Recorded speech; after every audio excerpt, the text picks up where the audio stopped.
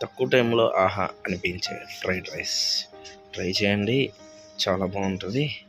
ముందుగా నేను మీ రూప్, welcome to RC వంటలు.